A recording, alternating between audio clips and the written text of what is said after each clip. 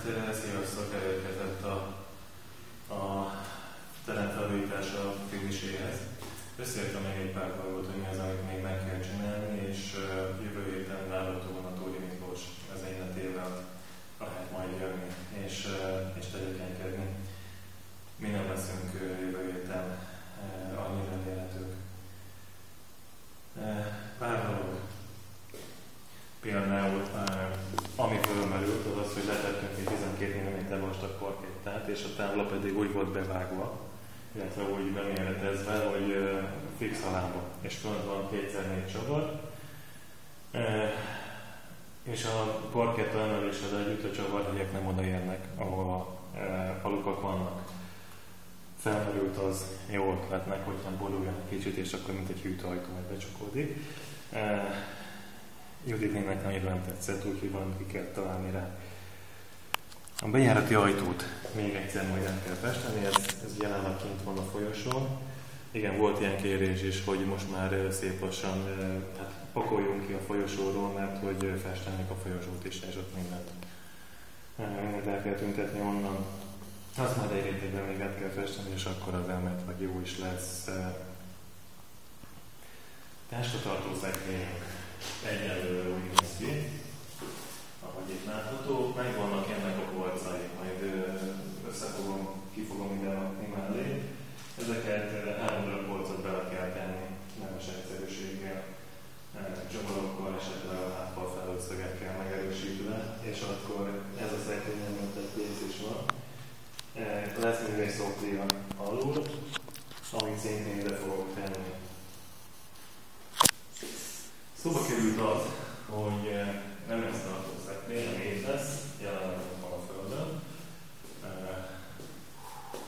Féloldalasan, hogy ezt a szekrényt rögzítsük a falhoz, hogy a gyerekek, ha Isten belecsimpaszkodnak, mégsem borítsák magukra.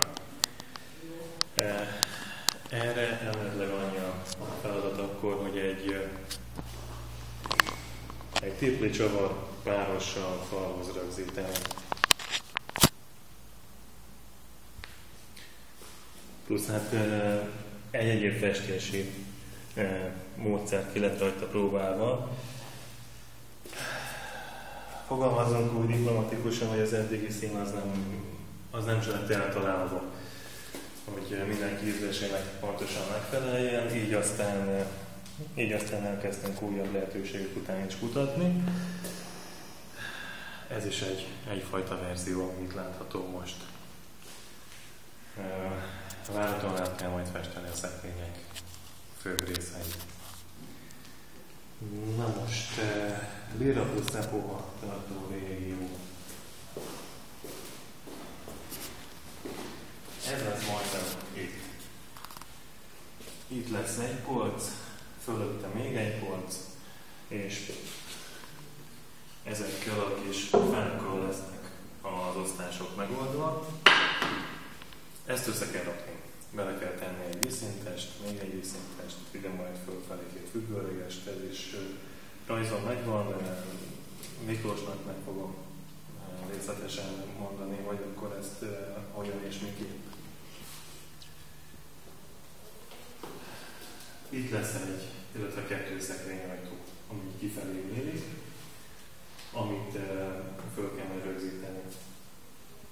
Ebben lesz még egy polc fölül, alatta pedig egy rúd, ahol az epuha ruhák tudnak bekerülni. Epuha ruhák. Most hát akkor, amit a mondámat, nem epuha ruhák, hanem Euritmia ruhák. És ez az. Judit íróasztal ebben a régióban lesz, nagyjából eddig fog érni. Az asztalatot már beszereztük, lábokat kell majd még hozzá applikálni. Ja, igen, és még egy kicsikét rövidíteni a szélességét. Hogy beférjen a szekrénybe. Nos, hát a mosogató tárcát plusz a hozzátartozó munkalatot ma sikerült beszerezni. Ez majd amit lesz, egy szekrényt kell majd még alá applikálni, Pontosabb részletek még nincsenek, megbeszéljük a jövőtől, hogy pontosan milyen legyen, és igazából egy napot össze lehet hozni ezt is. Olyasmire megütetnék körül, hogy virágtartók kerüljenek föl a falra, amiket majd kell csinálnunk. Kívül egy cipősszekrény, és igen, fali újságok valahogy is lehetséges, hogy keretes valami. Judit lerajzolja, hogy milyen szeretne, és akkor megoldjuk a rendelkezésre álló eszközökkel. Ami még így fölmerült bennem, illetve több apukában is már, hogy élvédőket ezekre az élekre, illetve hogy ide az ajtók körülben is jó lenne fölrakni. Illetve nagyon szép és függőlegesen álló szekrényeket csináltunk, ami azért egy kicsit érdekes, mert a fal nem függőleges, és akkor ott kimagyarázkodjon, hogy géma volt. Na mindegy. Lényeg az, hogy itt egy nagyobb és van azok kisebb, túloldalon ugyanez csak fordítva. Olyan megoldási lehetőség merül föl, hogy esetleg egy lambírjék-szerűen betakarni ezt az egész falszakaszt. Ide fog jönni igazából a nem össztartó szekrény, körülbelül ilyen magasságig ér föl, valahogy szépen összedolgozzuk majd. És hát körülbelül ennyi. Ez egy hét alatt, hogyha minden nap tudunk jönni és dolgozunk, nehogy Isten többen is jönnénk, akik dolgoznának, akkor ezek el tudnak készülni, úgy gondolom, és a szeptemberi indulásra ez minden szép és jó lesz. Padok várhatóan úgyis szeptember végén jönnek, úgyhogy addig még történhetnek csodák. Na most az évszakasztal még ami eszembe jutott, az egyelőre még nálunk van, megvalom őszintén, hogy még nem nagyon jutottam hozzá, hogy tegyek azzal bármit is. Be fogom hozni ide, illetve hát addig is lefényképezem, és körbe küldöm azt is, és ötleteket várok, hogy ki az, aki meg tudna csinálni, vagy olyan ismerőse, aki tud abból szépet csinálni. A lábai nagyon jók az asztalnak, az asztal alapja az, ami felújításra szorul. Viszont úgy is, hogy egyébként is lesz takarva, lehetséges az, hogy a lábán kívül csak fog látszani semmi. Jó. Ennek a szekrénynek még várhatóan lesz befejezése, tehát fölül is lesznek polcai, illetve még ide is fognak kerülni polcok, ahova alapjára jöjtök el, azon gyerekek, akik fölérjék, és filmeznek rá, azok be tudnak tenni bizonyos dolgokat.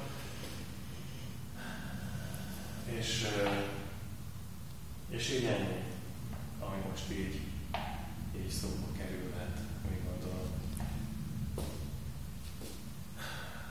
Ja, igen. Natalvisok az még nincs.